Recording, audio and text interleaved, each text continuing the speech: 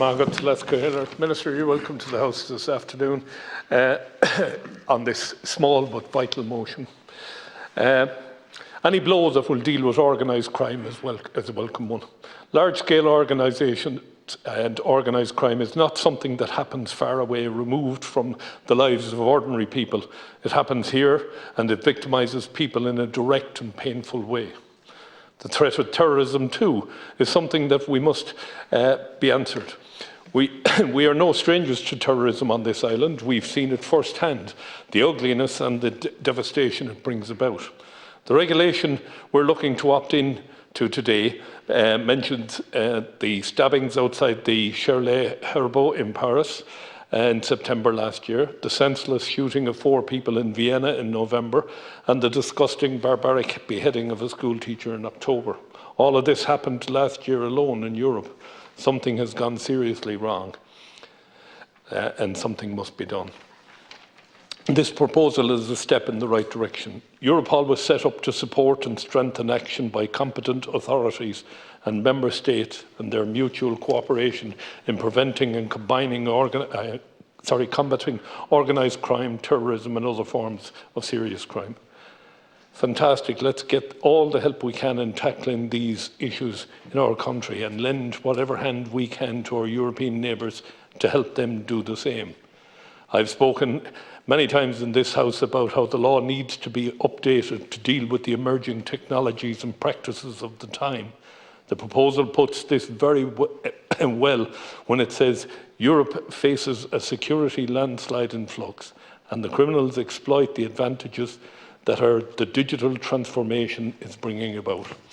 These threats stretch across borders, and there's no reason the law shouldn't be able to pursue them when they do. Perhaps one caveat to my welcoming of this motion is the data element of it.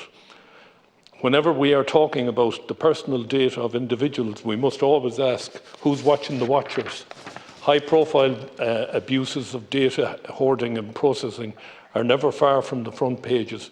We must be sure not to be opening the door to future potential abuse with this proposal. For example, what checks and balances will there be to prevent one or more people gathering together and designating me as a suspect terrorist? Who could then legally pull anything and everything about me for whatever purpose they see fit?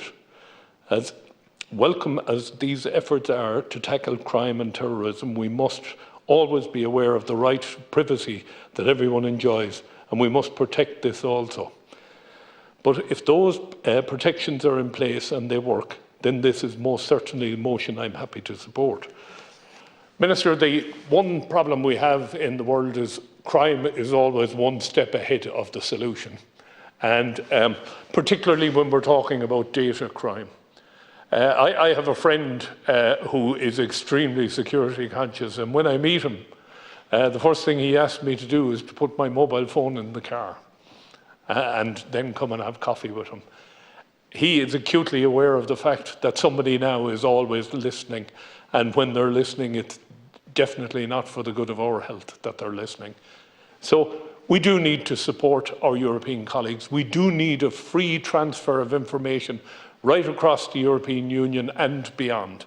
We need to be able to track and trace those who are living abroad and having crimes committed in their name in this country, and similarly those in this country who are perpetrating crimes elsewhere in the world.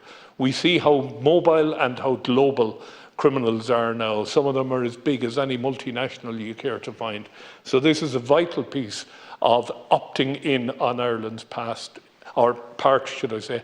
It's a maturing of Ireland, accepting its place on the platform with everybody else to tackle crime.